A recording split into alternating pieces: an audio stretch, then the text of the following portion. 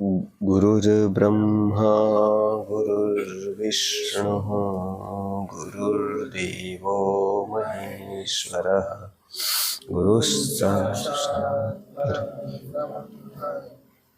तस्मै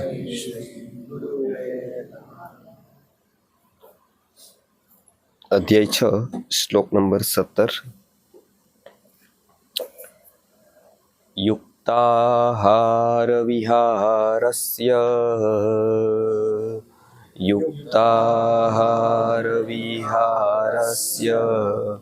युक्तचेष्टस्य कर्मसु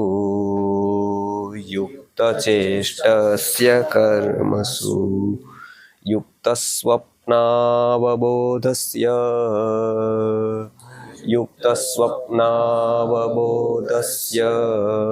योगो भवति दुःखः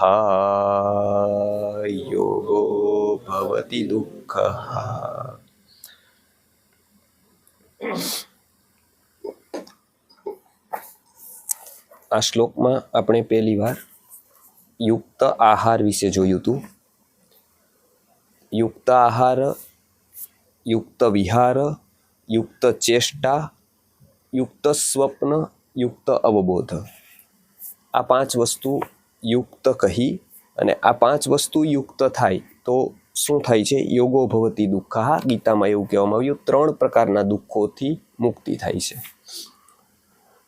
3 પ્રકારના દુઃખોથી મુક્તિ યોગથી થાય છે. અને યોગ એટલે યુક્ત આહાર, યુક્ત વિહાર, યુક્ત ચેષ્ટા, યુક્ત સ્વપ્ન, યુક્ત અવબોધ. અહીંયા એવી વાત કરવામાં આવી આહારની. સૌ પ્રથમ આપણે જોયું આહાર એટલે એ એક પ્રતીક છે પુરુષાર્થનું. એ પુરુષાર્થ છે અર્થ નામનો પુરુષાર્થ. આપણે એવું કહીએ છીએ કે આહારના પ્રતીક રૂપે અર્થ નામનો પુરુષાર્થનું પ્રતીક આહાર છે. આપણે પણ એવું કહીએ છીએ કે આખો અર્થનો પુરુષાર્થ શેના ઉપર ઊભો છે? પેટ. કેન્દ્રબિંદુ તો કે આહાર છે. એટલે અર્થ નામના પુરુષાર્થની વાત કરી ત્યાં. હવે પછી યુક્ત વિહાર. યુક્ત વિહાર એ બીજા પુરુષાર્થની કામ કહે છે કે જેનું કામ નામનો પુરુષાર્થ છે. કામ નામનો પુરુષાર્થ એટલે વ્યવહાર, વિહાર નામનો પુરુષાર્થ. આ બીજા પુરુષાર્થની વાત કરી. આ બીજો પાર્ટ છે લાઈફનો. ત્રીજો પાર્ટ જે છે એ યુક્ત ચેષ્ટા. એ એટલે કે યુક્ત કર્મ એટલે કે ધર્મ નામનો પુરુષાર્થ. આ ત્રીજા પુરુષાર્થની વાત છે. ચોથા પુરુષાર્થના 2 પાર્ટ આવે છે. દિવસના જેવી રીતે 4 ભાગ થાય છે. પહેલો ભાગ છે એ અર્થમાં જાય, બીજો ભાગ કામ એટલે કે વ્યવહારોમાં જાય, ત્રીજો ભાગ ધર્મમાં અને ચોથો ભાગ ઊંઘમાં. આવી રીતે 4 પુરુષાર્થના 4 ભાગ પડે છે દિવસના. એવી રીતે 4 પુરુષાર્થના 4 એજ હોય છે. એક અર્થ પ્રધાન, એક કામ પ્રધાન, એક ધર્મ પ્રધાન, એક મોક્ષ પ્રધાન. આવી રીતે 4 અવસ્થા બી છે. જેવી રીતે 0 થી 25 વર્ષની ઉંમર ધર્મ પ્રધાન, 25 થી 50 થી લઈ અર્થ અને કામ પ્રધાન, અને પછી છેલ્લે 2 મોક્ષ પ્રધાન. આવી રીતે 4 અવસ્થાઓ આ 4માં અલગ અલગ રીતે ડિવાઈડ થાય છે. અહીંયા પણ એવું કહેવામાં આવ્યું. પહેલી વાત કરી યુક્ત આહાર હોવો જોઈએ. યુક્ત વિહાર એટલે કે કામ નામનો પુરુષાર્થ યુક્ત હોવો જોઈએ. ત્રીજો છે યુક્ત ચેષ્ટા એટલે કે ધર્મ. મહાભારત જોશો તો એમાં પણ આ વાત સમજાવેલી છે અને એમાં આ 4 પુરુષાર્થનું વર્ણન કરવામાં આવ્યું છે. આપણા જીવનનો વિકાસનો આધાર એવો છે કે આ 4ના કેવા ભાગ પડે છે, આ 4ને બેલેન્સ કેમ કરાય છે તો એ વ્યક્તિ પ્રગતિ કરી શકે છે, વિકાસ કરી શકે છે. કોઈ એક વસ્તુ ઉપર અતિ કરે છે ત્યારે એ વ્યક્તિ વિકાસ નથી કરી શકતો. કોઈ પણ એક પુરુષાર્થ ઉપર એ અતિમાં જાય છે ત્યારે એ વિકાસ નથી કરી શકતો. એટલે એવી અલગ અલગ વિચારધારાઓ છે જે એક ઉપર ખૂબ ભાર આપે છે. ગૌતમ બુદ્ધની એક વાત છે. એ પહેલેથી જ વૈરાગ્ય પ્રધાન એનો જીવ હતો. એટલે એમને જ્યોતિષીએ કહેલું કે એમને તમારે ક્યારેય કોઈ વૃદ્ધ નહીં બતાવવાના, કોઈ રોગીને નહીં બતાવવાના, બરાબર? તો એ સમ્રાટ સુધી જશે, તો એ રાજા થશે, નહીતર પછી એ રાજા નહીં થઈ શકે.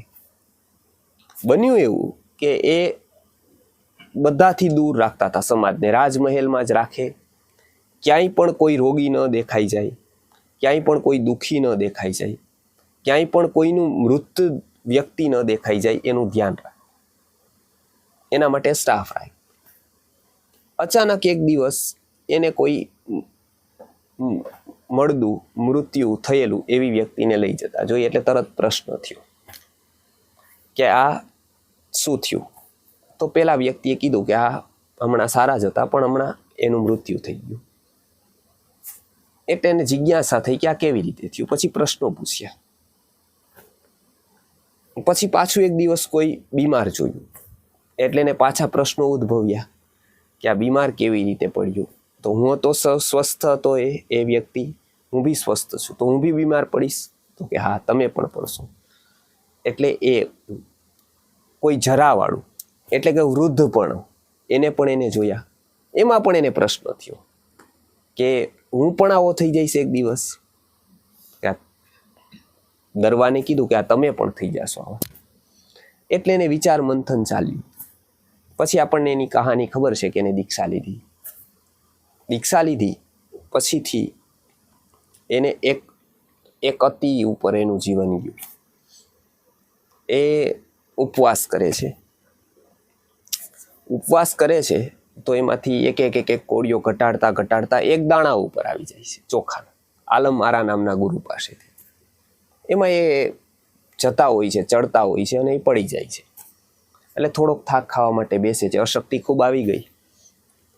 એટલે બે પનિયારીઓ ત્યાં વાત કરતી હોય છે. હંમેશા આપણા જીવનની જેટલી પણ ઘટના ઘટે છે એ બધી જ ઘટનાઓ આકસ્મિક નથી હોતી. કેટલીક ઘટનાઓ સાંકેતિક હોય છે. કેટલીક ઘટનાઓ આપણને કોઈને કોઈ સંકેત આપે છે. આયુર્વેદ તો એવું કહે છે કે જેટલા મૃત્યુ થાય છે એ બધા જ મૃત્યુના કોઈક ને કોઈક સંકેતો હોય છે. એને અરિષ્ટ કહેવામાં આવે છે. 1 વર્ષથી લઈ અને 1 દિવસ 1 કલાક સુધીના અરિષ્ટો આયુર્વેદમાં વર્ણવવામાં આવ્યા છે. 1 વર્ષ પહેલાનું અરિષ્ટ શું, 1 મહિના પહેલાનું, 1 કલાક પહેલાનું શું, આવા અરિષ્ટો છે. એટલે કે કોઈક ને કોઈક સંકેતો છે. એટલે બુદ્ધના જીવનમાં ત્યારે એક શૂન્ય અવકાશ સર્જાઈ જાય છે. વ્યક્તિના જીવનમાં હંમેશા એક ઘટના બનતી હોય છે. એ શૂન્ય મનસ્ક થઈ જાય છે. એને શું કરવું શું ન કરવું એ ખબર નથી પડતી. હવે આ અવસ્થામાં દુર્જન વ્યક્તિ છે કે કોઈનો ટેકો નથી કે કોઈ સ્પષ્ટતા નથી, તો એ વ્યક્તિ નિરાશ થઈ જાય અને એ વ્યક્તિનું જીવન બરબાદ થઈ જાય. પરંતુ જો એ વ્યક્તિને પ્રકાશ મળે, યોગ્ય વ્યક્તિ મળે, તો આ જ વસ્તુ ઉત્તમ છે કે એના જીવનમાં ધર્મ નામનું પુષ્પ ખીલે છે. આ એક જ અવસ્થા એ બંને ઊભા છે. જ્યાં હેમિલ્ટન ઊભો છે શેક્સપિયરનો, ત્યાં જ અર્જુન ઊભો છે. પણ અર્જુન પાસે કૃષ્ણ છે એટલે ત્યાંથી એ ધર્મનું પુષ્પ ખીલાવી શકે છે. કેમ? તો કે યોગ્ય એની પાસે માર્ગદર્શક છે. વ્યક્તિના જીવનમાં પણ આવું ઘણીવાર બને છે. જ્યારે મનને સામે પક્ષે કંઈક બને છે, મનની અપેક્ષા કરતા બિલકુલ વિરુદ્ધ બને છે, ત્યારે વ્યક્તિના જીવનમાં આવો શૂન્ય અવકાશ સર્જાય છે.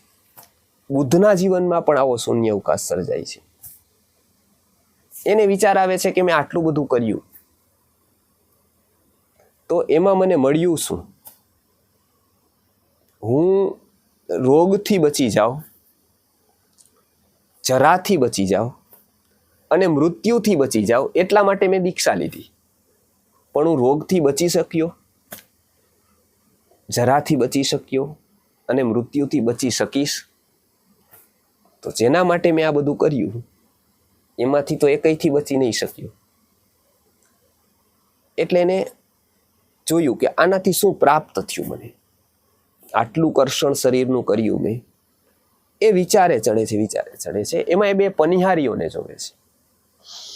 એ બે પનિહારીઓ વાત કરતી હોય છે એ વાત કરે છે કે કાલે તો પેલા ભજનમાં બહુ સારું જામ્યું હતું, પછી કેમ ઈ કે તમે ઉઠીને વયા ગયા?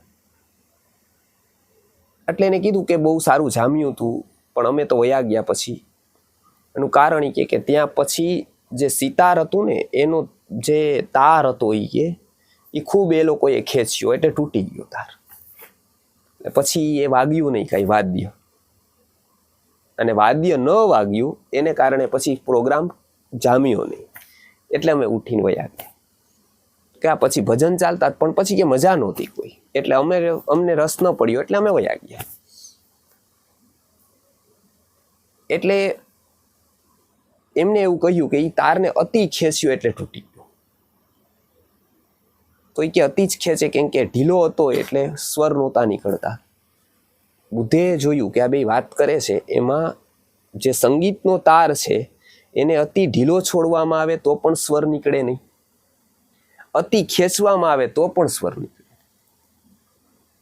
તો કેવી રીતે? તો કે ન તો અતિ ખેંચે ન તો અતિ ઢીલો મૂકે. પછી એમને જે સ્થાપના કરી આ સાંકેતિકથી, હું ક્યાં ભૂલ કરું છું? તો કે હું અતિ ઉપર જાઉં છું. એક સમયે હું ભોગ ઉપર અતિ હતો, હવે હું ત્યાગ ઉપર અતિ છું. એટલે એમને મધ્યમ માર્ગ અપનાવ્યો કે ન તો અતિ ભોગ ન તો અતિ ત્યાગ. કેમ કે એક છેડો છે એ અતિ છે. આપણે પણ જોઈએ, જો એકદમ કામ જ કરતા રહીએ તો થાકી જઈએ, પણ થાકી જઈએ તો એકદમ ઉત્સવ જ કરતા રહીએ દરરોજ તો પણ થાકી જઈએ. ઉત્સવોનો કંટાળો આવે. સારું હોય તો બી એ દરરોજ સારું ન લાગે. મહેમાન આવે બિલકુલ ન આવે તો બી ન ચાલે, અને દરરોજ આવતા રહીએ તોય ન ચાલે. જો દરરોજ આવતા રહીએ તો એનું માન ઘટી જાય. અતિ પરિચયાત અવજ્ઞા ભવતી, સંતત ગમનાદ અનાદરો ભવતી, મલ્લયે ભીલપુરંધ્રી ચંદન તરુકાષ્ઠમ ઇંધનમ કુરુતે. અતિ પરિચય જેનો થાય એની અવજ્ઞા થવા માટે. ગંગામાં અહીંયા આપણા લોકો યાત્રા કરવા જાય તો ગંગા સ્નાન કરવા માટે ક્યાંથી હરકી પોળી હરિદ્વારમાં જઈને અહીંયા દશાશ્વમેધ ને કેટલા બધા ઘાટ ઉપર જઈને સવારે ગંગા સ્નાન કરવા જાય ને એ બધા મંત્રો બોલે ને સંકલ્પ છોડાવે ને ઓલું કરે ને એ જ સમયે વારાણસીના લોકો ઘરે નળમાં નાતા હોય. એ ભાગ્યે જ ત્યાં જતા હોય ગંગા કિનારે. બહુ કપડાં ભેગા થયા હોય જે દિવસે તેથી ધોવા જતા હોય. એકદમ બધા કપડાં ભેગા થયા હોય ત્યારે તો મશીન હતા નહીં અમારા વખતે, પણ ચાલો હવે ગંગાએ જઈ આવીએ એટલે કપડાં ધોઈ આવે, બધો મેલ કાઢી આવે કપડાનો. આ શું કામ? તો કે ત્યાંના લોકોને કિંમત ન રહી. કેમ? તો કે અતિ પરિચય થયો.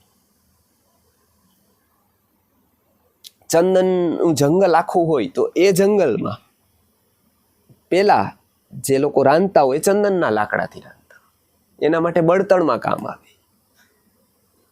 શું કામ? તો કે અતિ પરિચય. એટલે અતિ થઈ એટલે એની કિંમત ન રહે. એટલે આ પેલી વાત. બુદ્ધે મધ્યમની વાત કરી કે મધ્યમનું સેવન કરવું. ગીતાકાર પણ અહીંયા એમ કે છે કે અતિ ઉપવાસથી યોગ સિદ્ધ નથી થતો, એમ અતિ ભૂખ્યા રહેવાથી પણ નથી થતું. પછી શું કીધું? યુક્ત વિહાર. અતિ કામ કોઈ વ્યક્તિ કરે છે તો પણ એ વ્યક્તિ સ્વસ્થ નહીં રહી શકે. કામ કામ કામ કામ અતિ કામ કરે, અતિ બિઝી રહે છે તો એ વ્યક્તિનું મસ્તિષ્ક ઘસાઈ જશે, સ્વભાવ ક્રોધી થઈ જશે, ન્યુરોન્સ ઉપર અસર પડશે. કેમ? તો કે કેપેસિટીથી બહાર કામ કરે છે, એ સારું નથી. લોકો એપ્રિસિએટ કરે કે 18 કલાક, પણ એની ઉપર શું વીતે છે એ ન જોવે. લોકો કોઈ કે 14 કલાક કામ કરે, કોઈ કે 16 કલાક, પણ કુદરતે 16 કલાક કામ કરવા માટે આપ્યા જ નથી. કોઈ 14 કલાક કામ કરે તો એ સારો નથી, એ અત્યાચાર છે. 14-16 કલાક કામ કરવું એ શરીર અને મન ઉપરનો અત્યાચાર છે, અને એ અત્યાચાર કરવાને કારણે સ્વસ્થ નહીં રહી શકે. એ લોકો માટે કદાચ સારું હોય, સમાજને એનાથી ફાયદો થતો હોય, કુટુંબને ફાયદો થતો હોય, પણ પોતાને નુકસાન થાય છે કેમ કે એ અતિ કરે. તો એટલે યુક્ત વિહાર. યુક્ત વિહાર એટલે શું? તો કે કાર્ય યોગ્ય રીતે કામ નામનો પુરુષાર્થ કરે છે યુક્ત રીતે. પછી શું કીધું? યુક્ત ચેષ્ટા એટલે કે ધર્મનું આચરણ. ધર્મ એટલે આપણે સ્વાધ્યાય, અભ્યાસ, આ બધું ધર્મમાં આવે. આના માટે પણ એ સમય કાઢે તો એ શું કહેવાય? કે યુક્ત ચેષ્ટા. આ ત્રીજો પુરુષાર્થ થયો ધર્મ નામનો. એમનો ફિક્સ સમય કાઢવો જોઈએ. તો શું થશે? કે થાકેલું મન ત્યાંથી નવી શક્તિ મેળવશે. આપણા મનને સાત્વિક વિચારોની જરૂર હોય છે. આપણને ખબર નથી હોતી, પણ કંઈક સારું સાંભળવામાં આવે, કંઈક સાત્વિક વાંચન કરવામાં આવે ત્યારે આપણા જીવનમાં કોઈક અંશે પરિવર્તન થતું હોય, આપણને ખબર ન હોય. ક્યાંક આપણે બદલતા હોય, કોઈક જગ્યાએ એ તૃપ્તિ થતી હોય, એ આપણને ન ખબર હોય, પણ એ થતી હોય છે. એ બહુ સૂક્ષ્મ થતી હોવાથી એ ખબર નથી પડતી, પરંતુ એની અસર આપણા જીવન ઉપર ચોક્કસ પડે છે. એટલે ત્રીજી વાત જે કીધી, યુક્ત ચેષ્ટા, યુક્ત ચેષ્ટસ્ય કર્મસુ. અને પછી શું કીધું? યુક્ત સ્વપ્ન અને યુક્ત અવબોધ. એ મોક્ષના પ્રતીકરૂપ છે. યુક્ત સ્વપ્ન છે એ મૂર્છાનું પ્રતીક છે. જે લોકો સંસારમાં જીવે છે એના માટે યુક્ત સ્વપ્ન છે, ભોગી માટે. એનું સ્વપ્ન એટલે કે નિદ્રા એ યુક્ત હોવી જોઈએ. બીજું તો કે અવબોધ, યોગી છે એના માટે યુક્ત અવબોધ છે. ચોથા પુરુષાર્થના પ્રતીક રૂપે બે છે. એક તો યુક્ત સ્વપ્ન, યુક્ત નિદ્રા એટલે કે યુક્ત સ્વપ્ન, અને યુક્ત અવબોધ.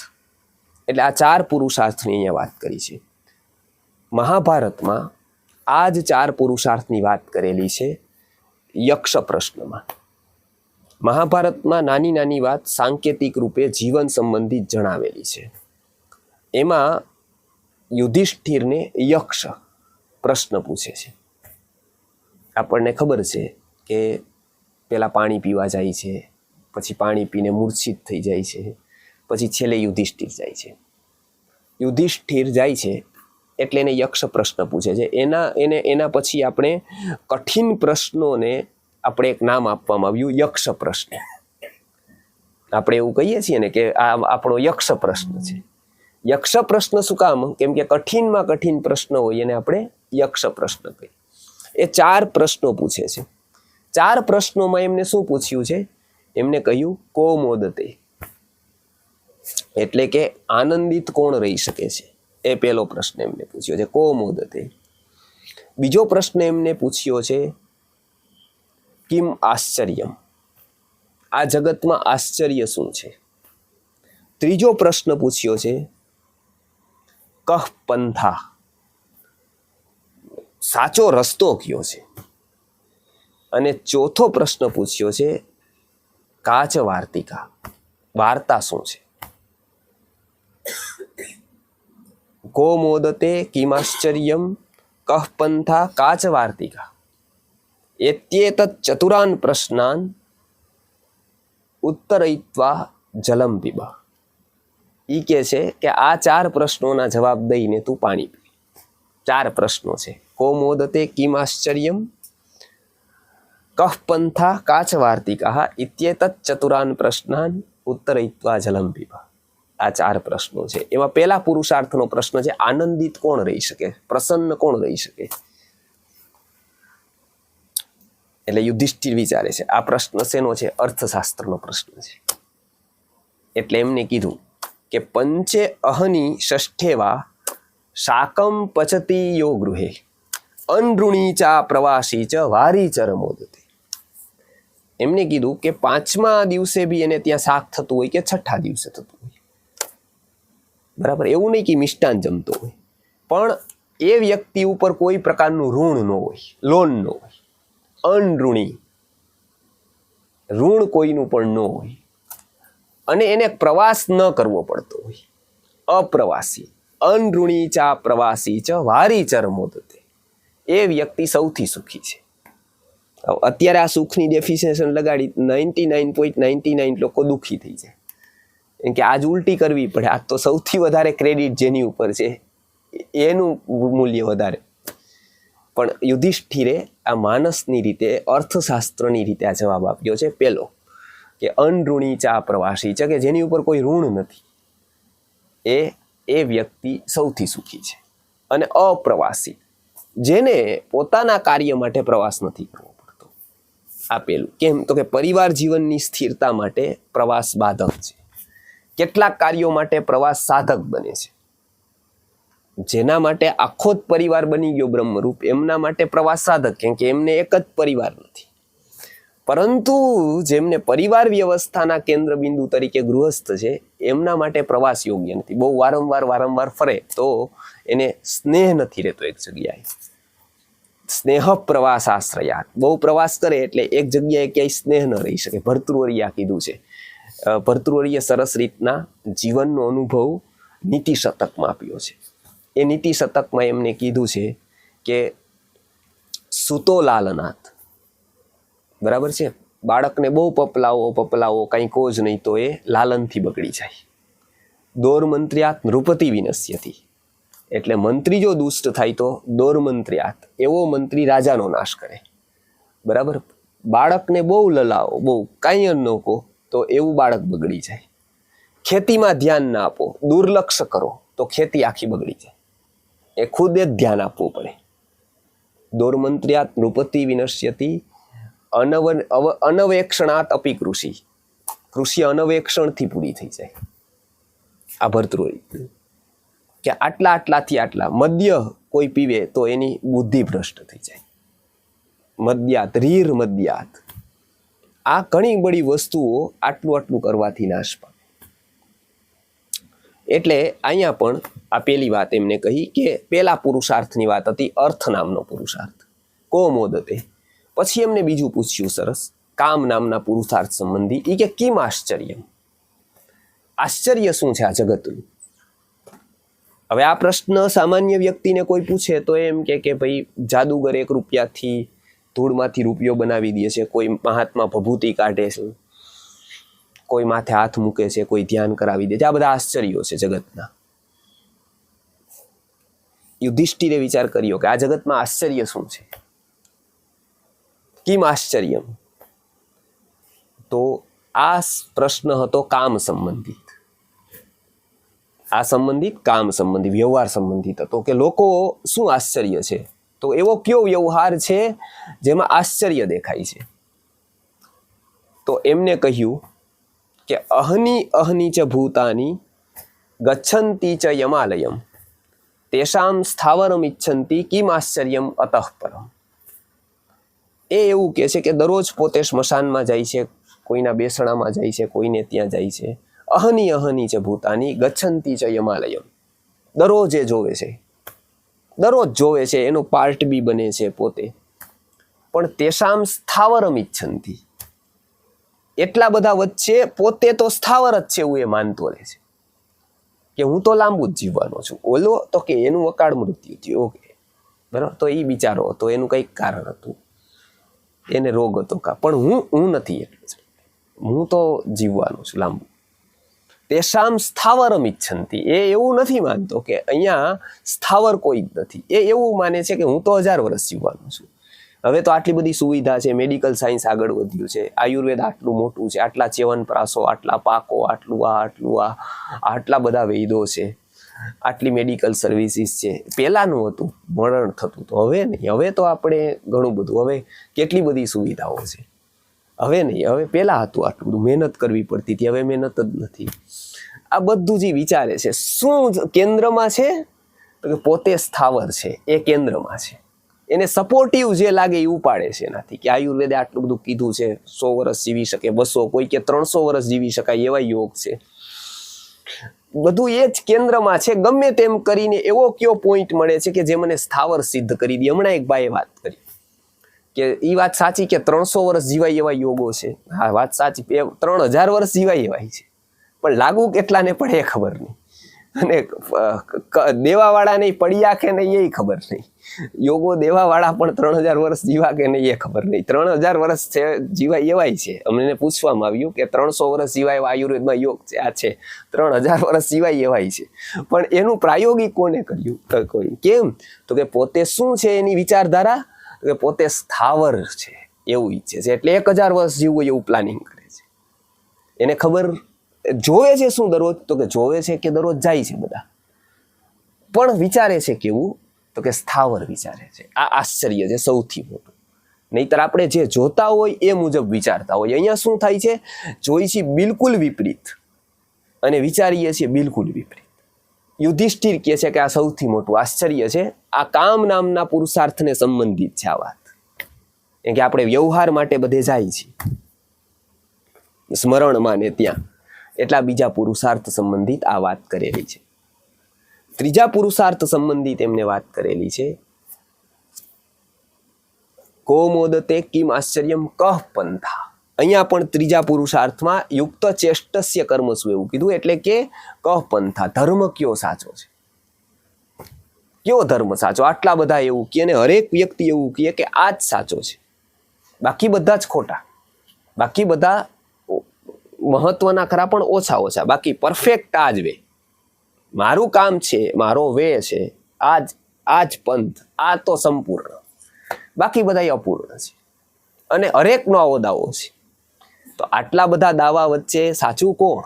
કહ પંથા, કયોનો પંથ સાચો?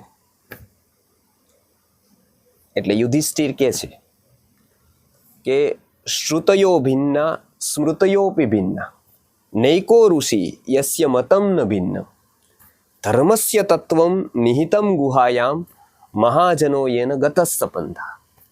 એ કહે છે કે શ્રુતિ અલગ છે, બધી ભિન્ન છે, બધી શ્રુતિ અલગ અલગ વસ્તુ કહે છે, સ્મૃતિ બધી જ અલગ અલગ કહે છે. શ્રુતિયોપી ભિન્ના, શ્રુતિ ભિન્ના સ્મૃતયોપી ભિન્ના, આ પણ અલગ બધું કહે છે સ્મૃતિ. પાછું એકય ઋષિ એવા નથી કે જેને મત મતાંતર નો, બધાને પોતપોતાના મત છે. આ ઋષિ આના બાબતમાં આવું કહે છે તો બીજા કે નહીં આવું નહીં, આવું. એ કહે છે કે આવું હોય તો કે નહીં આ નહીં, આવું. નૈકો ઋષિ યસ્ય મતમ ન ભિન્નમ, ભિન્ન નો હોય એક પણ મતે, એટલે 100% એગ્રી એ કઈ વાતમાં બધા નથી. કેટલાક 90% બધા સમાન છે પણ 10% વિભિન્નતા છે. તો એવી અવસ્થામાં શું કરવું, કોને પકડવા? બધા જ અલગ અલગ કહે છે તો પછી જવું કોના રસ્તે? તો એમને કીધું મહાજનો યેન ગતસ્સ પંથા, જે જગ્યાએ મહાપુરુષો જ્યાંથી ચાલતા હોય એ રસ્તો બરાબર છે. ગતસ્સ પંથા, એ જ પંથ છે. આ પેલી વસ્તુ. એટલે એને વાત કીધી પ્રાયોગિકની, થિયરી ઉપરની કીધી. પછી એને કીધું કે જે ચાલીને જે સફળ થયા હોય મહાજનો યેન ગતઃ, ચાલ્યા ગયા એ પંથ છે, એ જ ધર્મ છે. એટલે એને કીધું કે એ બહુ સૂક્ષ્મ છે, એ અલગ અલગ જગ્યાએ ફરે છે, પણ કોઈ ત્યાં ચાલીને ગયું હોય તો એનું અનુસરણ કરવું એ ધર્મ છે. પછીનો પ્રશ્ન જે છે એ મોક્ષ સંબંધિત છે. એ એવું કહે છે કાચ વાર્તિકા, એટલે કે વાર્તા એટલે નવા જૂની શું છે. અહીંયા શું છે તો લોકો વ્યવહારમાં કંઈક ને કંઈક જૂની છે. યુધિષ્ઠિર સરસ જવાબ આપે છે કે માસ ઋતુ દર્વી પરિઘટ્ટનેન પચતીતિ કાલ શ્રૂયતેતિ વાર્તા. એવું કહે છે કે આ સંસાર આખે આખો છે એ કેવી રીતનો છે તો કે કડાઈ છે મોટી, પૃથ્વી રૂપી મોટી કડાઈ છે. એ પૃથ્વી રૂપી કડાઈમાં જેટલા પણ મનુષ્યો છે એ બધા જ અંદર પડેલા છે. જેટલા પ્રાણી પશુ આ બધા જ એ કડાઈ રૂપી એ કડાઈમાં છે, બધા જ લોકો. અને પરિવર્તિત થાય છે આખું તેલ. જેવી રીતે ગાંઠિયા તળતા હોય તો તેલ આખે આખું હલતું હોય એવી રીતે એ હલે છે બધું જ. માસ ઋતુ પરિવર્તનેન પચતીતિ કાલ શ્રૂયતેતિ વાર્તા. એ કહે છે કે આ બધું પરિવર્તિત છે, આખે આખું જગત પરિવર્તન પામે છે. તેલ જેમ ફરતું હોય એવી રીતે એ પરિવર્તન પામે છે. પછી શું છે તો કે દર્વી પરિઘટ્ટનેન, પેલો હલાવતો હોય તો શું થાય કે પોપકોર્ન હલાવે છે કે કંઈ પણ હલાવે છે તો જેવી રીતે આમ હલાવે તો નીચેવાળા ઉપર વયા જાય, ઉપરવાળા નીચે આવી જાય. આવી જ રીતે હલાવે ને આવી રીતના હલાવે એટલે નીચે વધુ હોય એ ઉપર વયું જાય, ઉપરથી પાછા નીચે આવી જાય. નીચે જે છે એ તાપ છે, નીચે તાપ છે. એવી રીતે એ ઉદાહરણ આપે છે કે 3 પ્રકારના તાપ છે: આધિભૌતિક, આધિદૈવિક અને આધ્યાત્મિક. આ 3 પ્રકારના તાપ છે. એટલે આપણે શાંતિ એક પ્રકારની નથી માગતા, 3 પ્રકારની. 3 પ્રકારના તાપ છે. કોકને આધિભૌતિક તાપ છે, બરાબર? એ એક આધિભૌતિક તાપ છે. કેટલાક દુઃખી છે, બરાબર, એ આધિભૌતિક તાપ છે. કેટલાકને આધિભૌતિક તાપ નથી, સુખી છે, ઘરના ઘર છે, બધું જ સરસ સેટ છે, બધું જ સરસ છે, એમને પાછો આધિદૈવિક તાપ છે. આધિદૈવિક તાપ છે, એનું ભાગ્ય, એને સારા લોકો નથી મળતા, એને ઘરે સારું નથી, કંઈ પણ આધિદૈવિક તાપ છે. કેટલાક લોકોને આધ્યાત્મિક તાપ છે, કામ, ક્રોધ, લોભ, મદ, મત્સર, ઈર્ષ્યા, આનાથી એનું જીવન, એનાથી એ તાપિત છે. એ પણ એક પ્રકારનો તાપ છે, એને શાંતિથી નથી બેસવા દેતો. ઓલા વ્યક્તિને પણ નથી બેસવા દેતો, પણ એ આધિભૌતિક તાપ છે, એને કંઈક મેળવવું છે.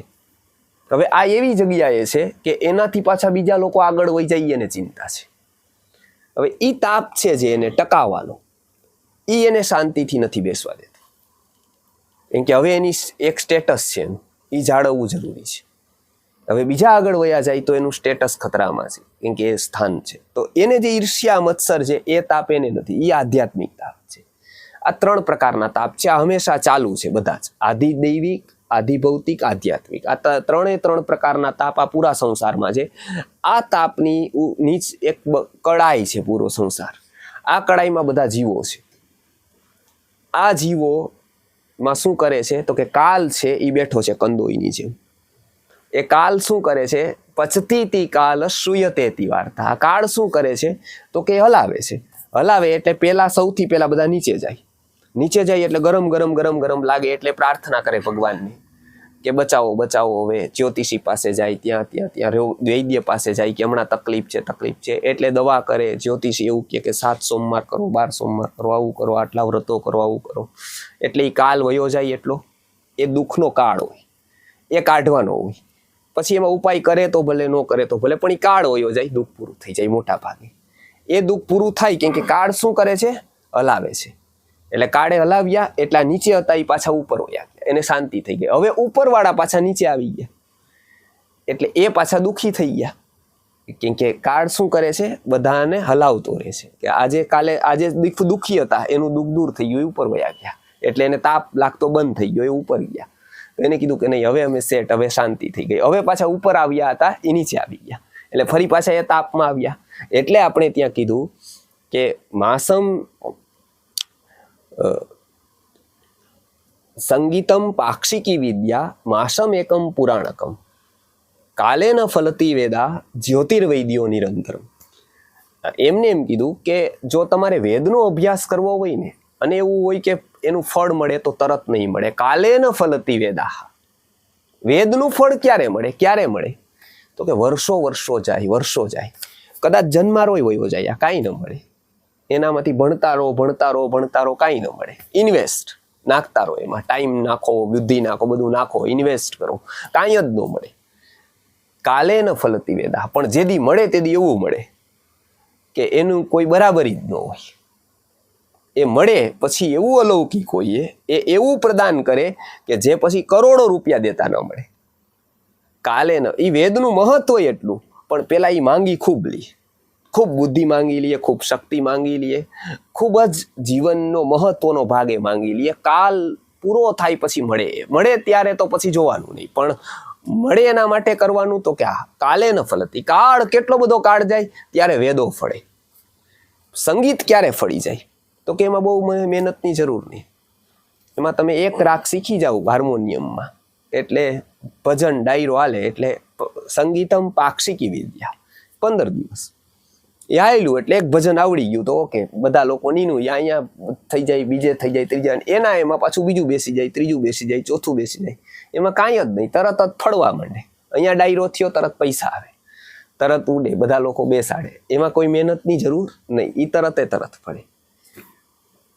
પછી માસમ એકમ પુરાણકમ. પુરાણ વાંચવાનું હોય તો કે 1 મહિનાની મહેનત જોઈ. કથાઓ 5 થઈ જાય, અહીંયા કહી દીધી, એની વાત ત્યાં કહી દીધી, ત્યાં કહી દીધી. પુરાણ 1 મહિનો. માસમ એકમ પુરાણકમ. જ્યોતિષ અને વૈદ્ય તો કે જ્યોતિર્વૈદ્યો નિરંતરમ. એની ફલ પ્રાપ્તિ ક્યારે તો કે નિરંતર ચાલે. નિરંતર શું કામ ચાલે તો કે શરીરના રોગી અને મનના રોગી સમાજમાં હંમેશા રહે. કેમ રહે? તો કે કાલ છે એ આખું આ કામ કરે, આ પચાવવાનું કામ કરે. કાલ પચતી શ્રૂયતે તી વાર્તા. કાલ શું કરે છે?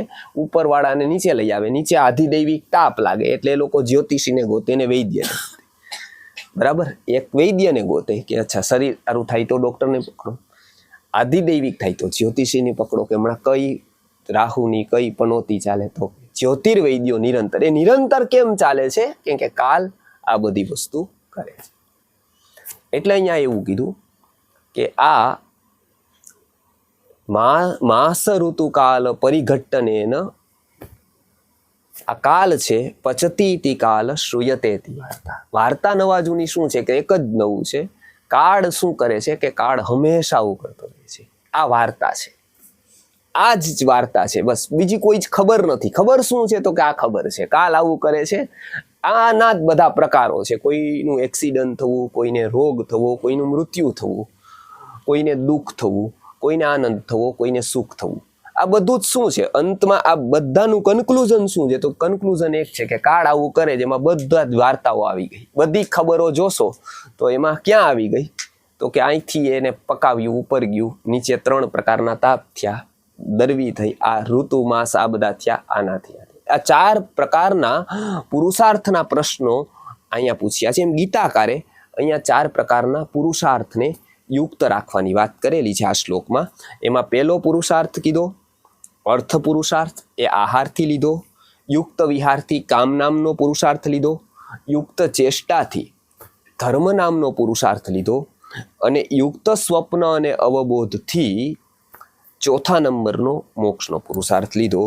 આ 4 પુરુષાર્થ સિદ્ધ કરે એવા યોગથી શું થાય છે કે યોગો ભવતી દુઃખ, એટલે કે 3 પ્રકારના દુઃખો દૂર કરે છે. એ યોગ શું કરે છે? એ પ્રાપ્તિ શું કરે છે? તો કે 3 પ્રકારના. હવે એમાં 3 પ્રકારના દુઃખો એકદમ દૂર થઈ જાય છે? તો કે ના, ધીમે ધીમે. જેવી રીતે કોઈ વ્યક્તિ ધીમે ધીમે ગીતામાં અભ્યાસ કરે, ગીતાનો અભ્યાસ કરે, એમના ધીમે ધીમે દુઃખ આંશિક અભ્યાસ કરશે એટલે આંશિક રૂપે દૂર થવાના શરૂ થાય. એકદમ ન થાય. કોઈ બી વસ્તુ અસર ક્યારે કરે? ગોળી એકદમ કેન્સર ન મટાડે, પણ આજે ગોળી લીધી, આજે દવા લીધી, એ 0.01% રોગ ઓછો કરી દીધો એને. કાલે લીધી અને બીજો 0.02, 3, 4, 5, પછી 0.1 કર્યા, પછી 1% દૂર થયો, 2% દૂર થયા, 3%. એકદમ કેન્સર ખાઈ લીધી ત્યાં સુધી કાંઈ ન થયું અને છેલ્લા દિવસે પૂરું કેન્સર મટી ગયું, એવું ન થાય. કે 10 દિવસ તો કાંઈ જ ન થયું, પણ 11મા દિવસે સાવ મટી ગયું કેન્સર, એવું ન થાય. ધીરે ધીરે ધીરે ધીરે મટતું હોય. એમ ગીતા જેવા ગ્રંથોનો અભ્યાસ કરવાથી, અધ્યાત્મનો અભ્યાસ કરવાથી થાય શું? જેટલો અભ્યાસ થતો જાય એ ખબર ન પડે આપણને. જેવી રીતે આપણે દવા લઈએ તો આપણો રોગ મટતો હોય એવી ખબર ન પડે આપણને, પણ એ મટતો હોય. જો એ મટતો હોય તો 3 મહિને 6 મહિને સંપૂર્ણ મટી શકે. જો તે દિવસે 0.1 ન મટ્યો હોય તો આગળ જ ન મટી શકે. તે દિવસે મટે છે આપણને ખબર નથી પડતી. એ વ્યક્ત થાય એની સ્થિતિ આવે છે બહુ સમય પછી, કે આપણને ફરક લાગે છે કોક. એવી જ રીતે આ અભ્યાસથી શું થાય છે? કોઈક એક પ્રકારનું દુઃખ આપણું ઓછું થઈ જાય છે, આપણને નથી ખબર પડતી. એ 3 પ્રકારના દુઃખ, યોગો ભવતી દુઃખ, આ 3 પ્રકારના દુઃખ છે. ક્યાં ક્યાં છે 3 પ્રકારના દુઃખ? તો પહેલું દુઃખ છે આધિભૌતિક, એ દુઃખ થોડું ઓછું થાય છે. બીજું દુઃખ આધિભૌતિક દુઃખ એટલે બધા જ આપણા દુઃખો આવી ગયા એમાં. જે શરીર સંબંધિત છે, ભૌતિકતા સંબંધિત છે, એ આધિભૌતિક છે. બીજું દુઃખ છે એ તો કે આધિદૈવિક, એટલે કે દૈવ. વરસાદ આવે છે, પૂર આવે છે, ભૂકંપ થાય છે, ક્લાઇમેટ ચેન્જ થાય છે. આ બધી જ વસ્તુ છે એ આધિદૈવિક દુઃખો છે કે જેમાં કોઈ રોલ આપણો સીધો નથી, વ્યક્તિગત, સમષ્ટિગત રોલ છે. આ કુદરતનો પ્રકોપ છે. આ બધા છે એ આધિદૈવિક દુઃખ કહેવાય છે. અને ત્રીજા છે એ આધ્યાત્મિક દુઃખ છે. એમાં ઈર્ષ્યા છે, મત્સર છે, કામ, ક્રોધ, લોભ, મદ છે. આ બધા આધ્યાત્મિક દુઃખો છે કે જે આત્માના વિકાસમાં બાધક થાય છે. ખાસ મોહ છે, અતિ વ્યવહારો છે, અતિ આસક્તિ છે ક્યાંકની. આ બધી જ વસ્તુ શું કરે છે? આધ્યાત્મિક વિકાસને બાધક કરે છે. આ 3 પ્રકારના દુઃખથી મુક્તિ થાય છે. શેનાથી? તો કે યોગથી. આ શ્લોકનો આ અર્થ કર્યો. આ શ્લોક અહીંયા પૂરો થાય છે. આ શ્લોકમાં 4 પુરુષાર્થના પ્રતીક રૂપે વાત કરેલી છે 4 વસ્તુની. યુક્ત આહાર, યુક્ત વિહાર, યુક્ત ચેષ્ટા, યુક્ત સ્વપ્નાવબોધ, આ 4ની વાત કરેલી છે. અને આ 4થી શું થાય છે? તો કે 3 પ્રકારના દુઃખ દૂર થાય છે. હવે પછીના શ્લોકમાં આપણે જોઈશું કે એનાથી ચિત્તની અવસ્થા શું થાય છે. આનાથી આગળ વધી જાય પછી શું થાય છે? તો કે ચિત્ત સ્ટેબલ થાય છે. જેને યોગ દર્શનમાં ચિત્તની અવસ્થા કીધી છે એ ચિત્તની સ્થિર અવસ્થા. તો એ સ્થિર અવસ્થાની પ્રાપ્તિ થાય છે. એટલે એ સ્થિર અવસ્થા પછી ચિત્તની શુદ્ધિ થાય છે. એની વાત આપણે આગલા શ્લોકમાં લેશું. આ શ્લોક અહીંયા પૂર્ણ થાય છે. આ શ્લોકમાં 4 પુરુષાર્થના પ્રતીક રૂપે આ યુક્તતાની વાત કરેલી છે. અને આનાથી ત્રિવિધ પ્રકારના દુઃખો દૂર થાય છે. આની પણ વાત આ શ્લોકમાં કરેલી છે. આવતા વખતે આપણે આનાથી ચિત્તની અવસ્થામાં શું થાય છે એની વાત આપણે આવતા વખતે લઈશું 18મા શ્લોકમાં.